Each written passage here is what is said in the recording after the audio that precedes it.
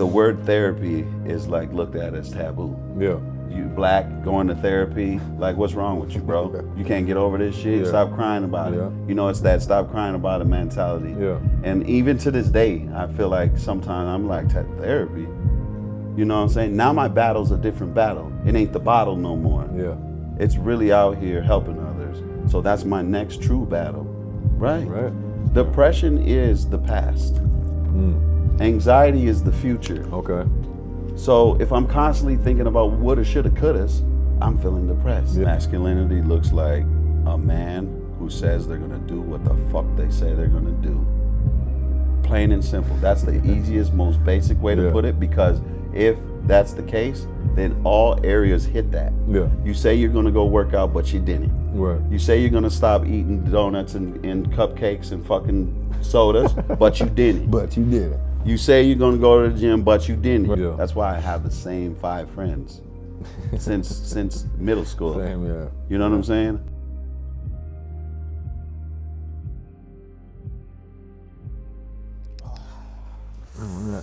These chairs are nice. Yeah, they're nice. I'm like comfy, man. Well, thanks for being here, man. Today we're gonna interview my friend Freeze, and we're gonna talk about transformation and discipline and kind of how that got you to where you are today. A little bit of transformation and maybe your journey, and just kind of have a moment to share like who you are, what got you to where you are today, and just kind of maybe enlighten people about those Definitely. struggles that you maybe faced along the way there too. Is that okay? Definitely. Yeah. So I'm gonna just kind of jump right in, start All right. asking you some questions. I hope you're ready. Definitely. So what did your life look like at its lowest point? At its lowest point, life was it was losing everything. Yeah. It was losing friends, family. It was losing jobs.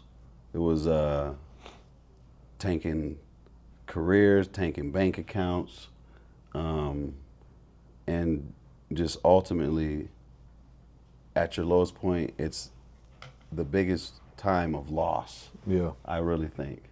So, yeah, for me, I would say that was December 21st, 2023. Okay. Ironically, it was my birthday. So, yeah, it was my birthday, December 21st, 2023. I checked myself in the detox on my birthday Wow. because I was too far gone. Yeah. I was struggling super bad. I couldn't get out the loop. If Yeah. anyone knows about the loop, they know where you want to quit. And my thing was drinking. So you want to quit, but you can't because you get sick. And I was dependent on the alcohol at that point where I needed it to function. Not even to get tipsy or nothing. It Yeah. was to just get my equilibrium Right. back and feel better. And so I checked myself in and I got out Christmas morning. So that's how I spent my birthday and Christmas. Wow. Yeah. Wow. So like leading up to that though, I mean, because obviously, right, like it was fun at some point, right? I mean, so before it became your lowest point, how did your life look to people that maybe didn't notice that you were struggling or beginning to struggle? Oh, I looked like the boy. Yeah. I looked like that guy. I was Mr. By the bar. Yeah. I was let's pop some bottles. Blow the bag. That was me. Like I like to have fun. I was carefree to a point where it's destructive. Yeah. But yeah, it was. I was in a career, so sound engineer, where drugs and alcohol was a normal day. Right. And so outside looking in, people looking at me, it would be like, oh, there's nothing wrong with him. He's just having a good time. Yeah. But not knowing the struggles behind after that studio closed, after I went home Yeah. and I had to wake up in the morning, or even during that night where I'm shaking and struggling.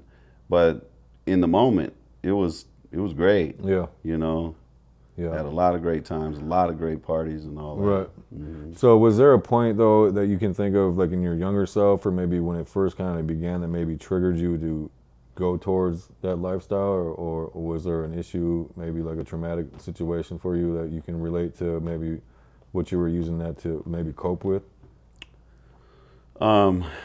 I would say a lot of my insecurities. Yeah. I was, you know, a lot of people wouldn't think like, oh, he was insecure, but I was very skinny. I was very, like little, and my confidence level, during those times of like high school and a little older, I felt like alcohol gave me that fire that I wanted to be because Yeah. I'm very reserved, and I wanted to have that quick like reactive funny Right. guy, and Witty. I didn't witty, and I didn't feel like I was that guy when I didn't have alcohol involved. Whether it was talking to girls and doing all that, and so I felt like the alcohol brought that out, Yeah. and come to find out that wasn't alcohol. I had it all Of along, course. you know. Yeah. But it took me a long time to figure that out. Yeah. Yeah. Yeah. I get that. So then you said Christmas, your birthday. Mhm. You spent your birthday and Christmas in detox. What was the path moving forward after that to get you moving? So I took a few days, and it's not cliche. I ended up starting on January 1st. Yeah. It was because I was finally able to get my equilibrium back. Right. Coming out, even though I detoxed my body, you're still mad shaky. You're still Yeah. jittery. You're still, weak. Your body's weak. So it took those days of trying to get food down and really get my body a little bit healed to a degree. Yep. And then January just symbolized it's a new year. I like that. And I said, fuck this. Yeah. I ain't going to be the old me. And my catalyst was I was either going to be the drunk old version of me and I'm going to lose everything and die that way, or I could be the man who I always thought and I knew I could be. Yeah. And mine wasn't an aha moment. Most people have these aha or hit super rock bottom. At this point, I still had a condo downtown. I still had my job Yeah. intact a little bit. I was on the verge of losing all this, but I still had all these things. But it was, yo, you got to make a fucking choice here. Right. You either gonna die drunk or ruin everything and lose everything, or you're gonna become the man you want to be. So make the choice. I said, fuck that. I'm making that choice. And January 1st, I stepped into the gym, and I was like, I'm going for it. Yeah. And I never looked back since January 1st, 2024. Okay. All right. So now, what are some of the things that you use to discipline yourself to keep on the path that you're on now? Like, what does your day-to-day look like to make you stay focused? Oh, it definitely starts with a regimen of studies. So first thing in the morning, I wake up early. I'm a morning person. Yeah. I think the most important part of getting your day right and getting it going and flowing is your morning routine. Okay. If you have none, then you're freestyling and you're letting your day flow and control you. Yeah. You need to control your day. So I start off with waking up, first meditation and prayer instantly. Yeah. And I do that about half an hour. Then after that, I go into studies, which is I just use YouTube University. I use YouTube University, but I'm studying things that I want to be efficient in: business, credit, starting, trading, things of that nature, to always learn a new skill. That keeps me the motor going. Yeah. Like striving for something. And then the biggest one of all of them, minus God, is the gym. Yeah. Hands down. Has to get out the way. I like to work out in the morning because it kicks my day off right and proper and gets the endorphins and serotonin pumping. Yeah. But the gym, and that hands down, the gym saved my life. For sure. Yeah.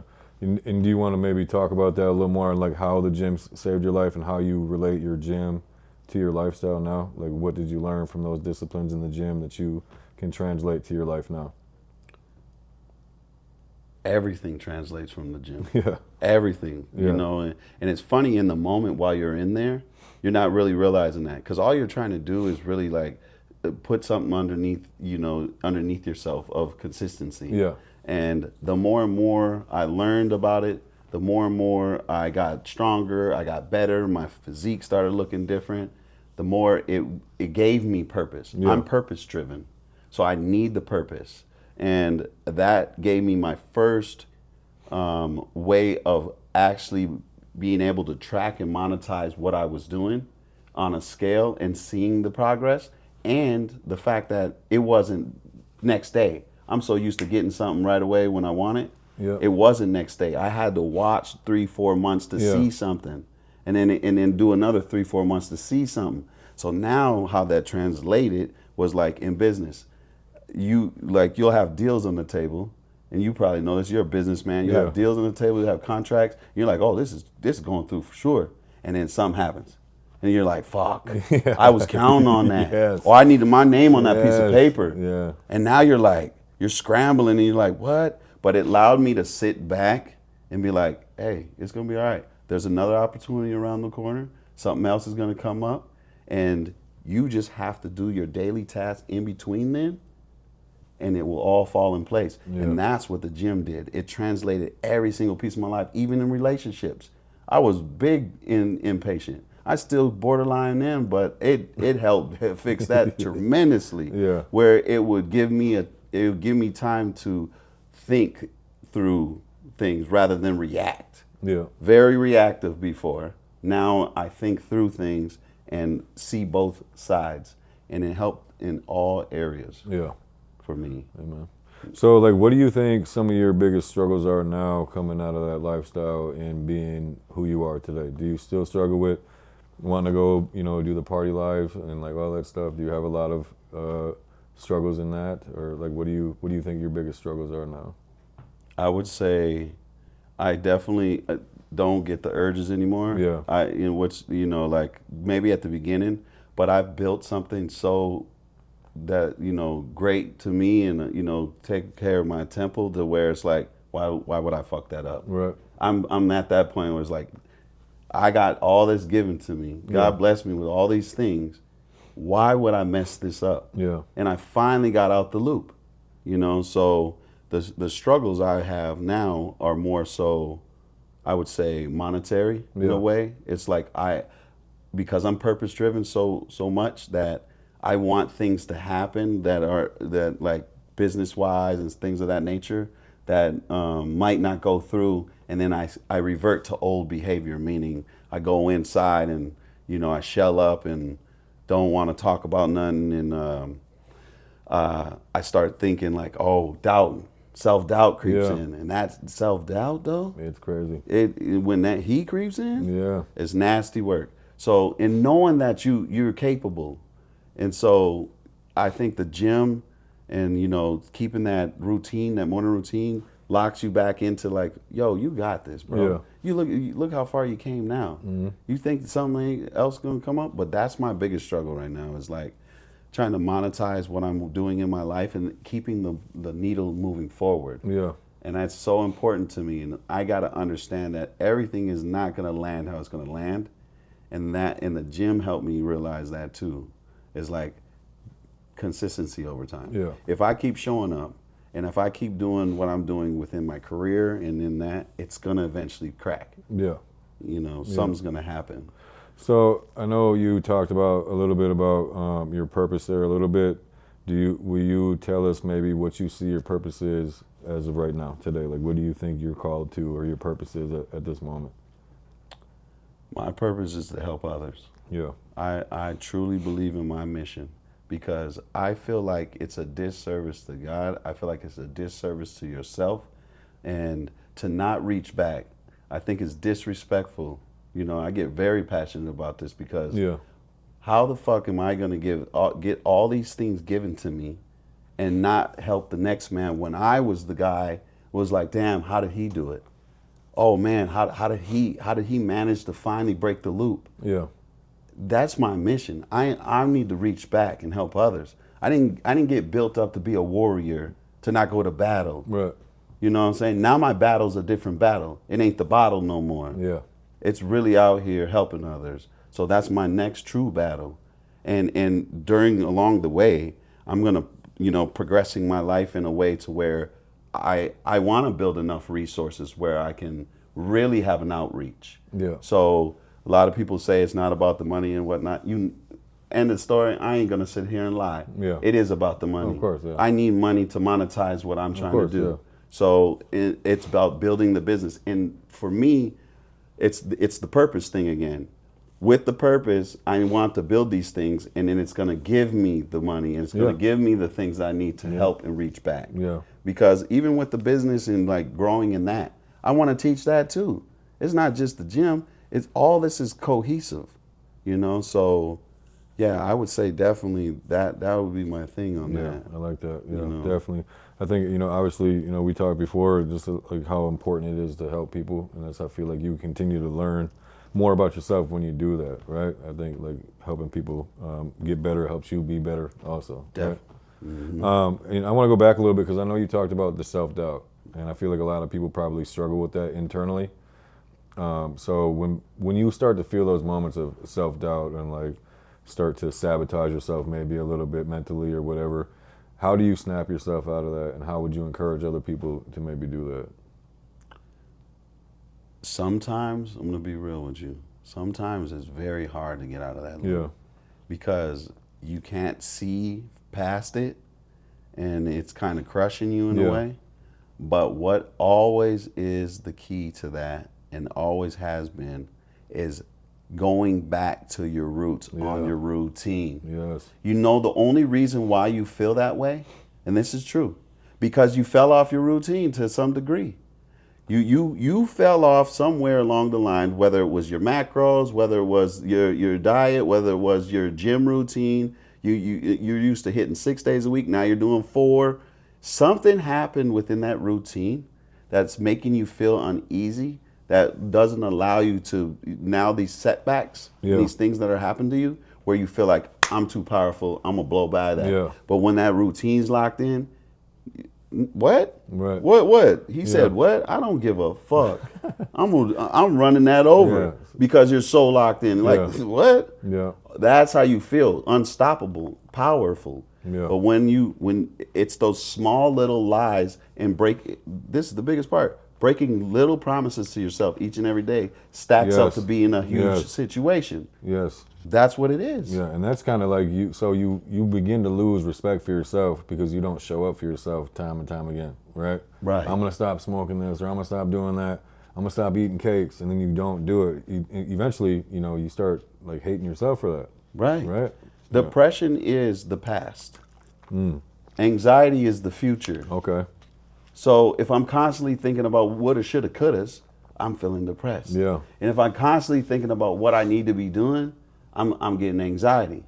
But if I'm anchored in the moment, and I don't even like when people talk about the moment because it's so hard to be there. It is. Because I got to think about the future in order to accomplish the future. Yeah. I got to think about the past in order to not do what I did before. So to be anchored in the moment is very tough. Very tough, yeah. But how I look at the moment is the consistency over time. Being anchored in the moment is your program. Your program is the anchor in the moment. So doing that day in, day out, all that other stuff will pan out. Yeah. It will pan out. Yeah. So So it's like your purpose is in your routine. Purpose is routine. Routine is purpose. Right. And that's where. I like that. Like you said, I just got that from you. I like got that. that from you. Yeah, just, man. Just hearing you say that, I'm like, oh, so purpose is my routine. Routine is my purpose. Yeah. And I feel like we probably verge off of that in different ways as we're locked in on our current routines. and Right. purpose. Yeah. Right. So growing up, let's go back a little bit. Growing up, did you struggle with isolating yourself, and do you still do that now, or do you feel like you gravitate towards like being more of a lone wolf, or do you find more peace and happiness surrounding yourself and talking more? Oh, this is a good one because this one's tough for me. Yeah. And this one's probably what I struggle with the most because I do a little bit of both. Yeah. So in the past, I probably was a little bit more social, because I had a lot of friends and, and whatnot. But I always kept myself isolated to some degree. Yeah. That's why I have the same 5 friends since middle school. Same, yeah. You know what I'm saying? I didn't switch none of that up. Yeah. And when it comes to like relationships and things like that, I tend to isolate now. Yeah. For me, why I do it, the reasoning is because I go into the think tank. I don't do it because I'm depressed. I don't in the self-doubt creeps in. Yeah. But I have to go inside and get into the think tank and really know and understand like Look at what you've done. Because what happens is we fail. Why we start getting those feelings? We fail to realize all the shit that you've accomplished.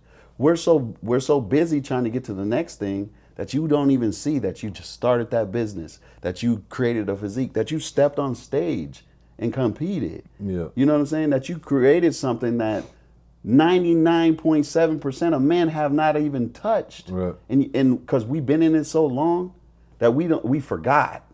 And having to really hit that home for yourself once in a while, that's what will ease you up out of there. Yeah. And that's what gets me out of that shell of wanting to isolate, because I am a lone wolf, because I'm the type that be like, I'm gonna figure it out. Right. Yeah. I don't want to talk to no one about it. Yeah. I want to figure it out because Yeah. I'm solution based. I don't want to talk. There's too Yeah. much talk out here. Yeah. Shut up with all the talk. What's the solutions? Do we got some solutions? Solutions. Yeah. You know, so that's why I would say I do still self-isolate to a degree, you know. Yeah.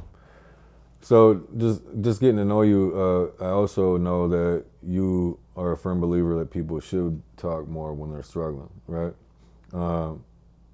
How are you doing that now? And like, do you think people need to do that more? So, for instance, like when you don't talk about your problems, right? Do you think it would be more empowering for other people to see you struggle and see you overcome those struggles instead of figuring it out on your own? That's a great question.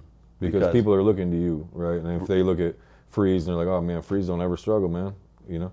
But if we were to start talking more, and as you are, obviously, you know, I feel like, do you think that's more empowering for other people to see you struggle and overcome that struggle than to see you never struggle? I think this is the reason why I'm here Yeah, now. yeah. This is the reason why we're sitting across from each other. Yeah. Because it's my duty. And if I don't break bad habits, Yeah. which is self-isolation, and not tell this, then I can't help the next man. Right. If I can't even help myself, I can't help no one else. So if I'm self-isolating, then there's no way to teach someone else how to get over those things. And the more I do what I found out, and definitely in this conversation and we're talking with you, Yeah. is that I'm finding out more stuff about me. And I'm learning like, yo, the big thing is like, I'm not alone. That's a lot of people think I'm not alone in this shit. Yeah. I'm not the only one that thought that. Yeah. And then to learn how what you did to get over something, it puts something in my damn toolbox. Right. You know what I'm Yeah. saying? So talking with someone and talking, you know, it out, because I come from a culture of, you know, let's be real. I grew up rough, Yeah. in, you know, like rough neighborhoods and what they quote unquote call the projects, and a lot of like hood neighborhoods.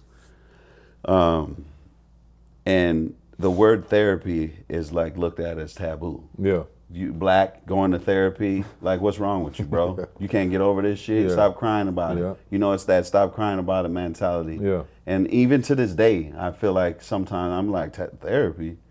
I know how to get out of this. Yeah. I got to get back to my routine. I don't need therapy. Yeah. But my therapy comes from one, talking with God and having communion with other brothers. Yeah. You know, and even, you know, you could do that with your wife and stuff, but it's a different level when it's with your Yeah, it brothers. definitely is, yeah. Let's just keep it real. Yeah. You know, so having communion with your brothers and really hearing them out and getting that perspective from someone else and letting them know, and letting yourself know you ain't alone in this mission. Yeah. And your mission is important. Yeah. Very important. Very important. Definitely. Everybody's mission's definitely got importance to it for sure. So you kind of brought some up a little bit about taboos and stuff, like people may look at things differently, right? In today's society, or in today with you specifically, what does masculinity look like for you? Masculinity looks like a man who says they're gonna do what the fuck they say they're gonna do. Plain and simple. That's the easiest, most basic way to put it, because if that's the case, then all areas hit that. Yeah. You say you're gonna go work out, but you didn't. Right. You say you're gonna stop eating donuts and cupcakes and fucking sodas, but you didn't. But you didn't. You say you're gonna go to the gym, but you didn't. Right. Oh, tomorrow. The biggest point about that is a man who does and says what he's going to do, because everything else falls in line and behind that. Yeah. That's why I pride myself big on doing what I said I'm going to do. And if I say it, I know I have to do it now. Right. You know what I'm saying? It puts that pressure on me. And honestly, I work better under pressure. But it puts that pressure on me of like, yo, you said it. You got to do it. Yeah. Yeah. You know? Yeah. So, just a few more questions here before we close out. One thing I want to ask you is, what would you say to your old self now? Ooh, like this one. Just flat out, I would say I'm proud of you. Yeah. I'm proud of you, and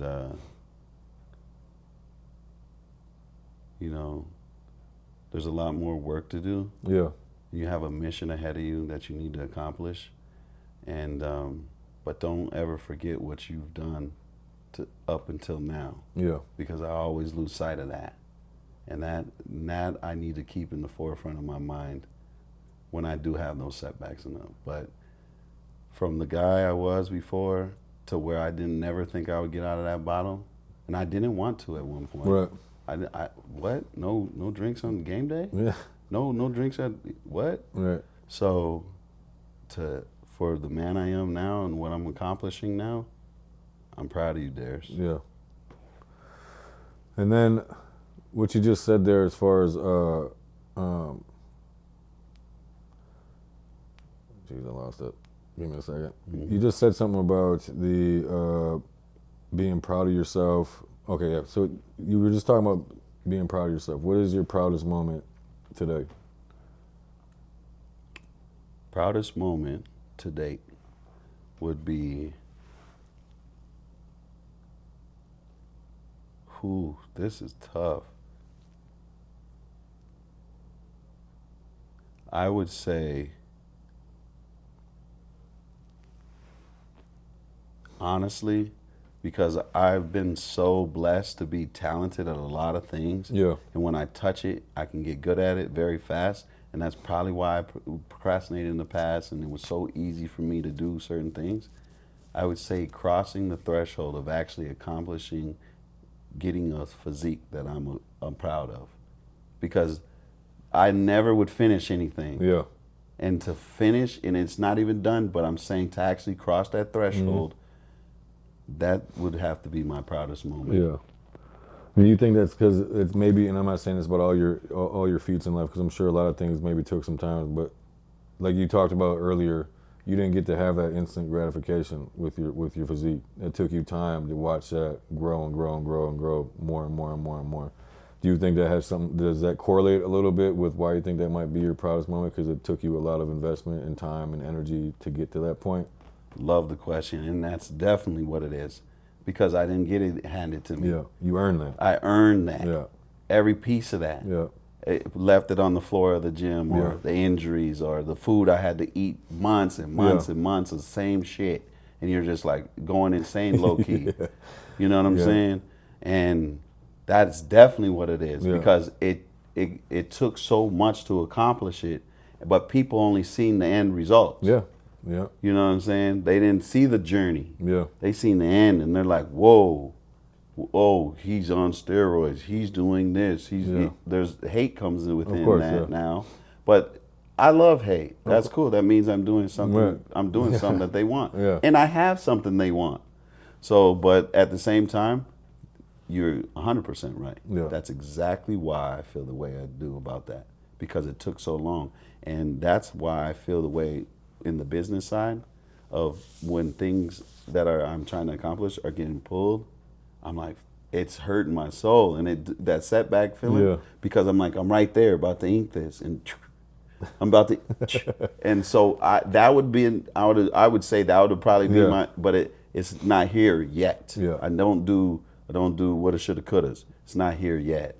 Like And when that comes, that will be the new one. Yeah, I like that. Yeah, I like that a lot. Well, I appreciate your time, Freeze. I feel like we've got a lot of good knowledge for people out there in your situation, you know, learning through a lot of stuff and growing through a lot of the situations you came through. Is there anything, before we close out, anything that on the top of your head that you might want to say to the people before we let go? Honestly, the biggest thing that came out of this journey for me was, I say, patience. Learning a level of patience because I never had it. And then knowing that patience over time will always lead to an end result, and with the consistency behind it, because a lot of times when you're getting instant gratification, you don't really understand the magnitude of what, of just getting it. And it's like, okay, good. And then it just goes in the back of your head. But that consistency over time and the patience that it took to develop something, how much more you appreciate it, it translated in so many areas of my life. I love that. Relationships, friendships, God, Yeah. all areas of my life, it translated, business, everything. Yeah. And that's the biggest takeaway with my journey that I've had. Love that. Yeah. Patience. Yeah. Patience. Huge. It is a And it virtue. doesn't happen with cats like No, us. no. With addiction and alcoholics, there is no patience. No, because you want everything today. Right you now, know? you And then you're know. stressing yourself out for Right, days on end. right. And most of the time, everything works out just pretty much how you wanted it to for the most part. Anyway, and if it doesn't, you learn something. Right. Anyway, you know. Yep. So, all right, brother. Well, I appreciate you, man. No, I appreciate you, appreciate Josh. Yeah. Yes, sir. Yes, sir.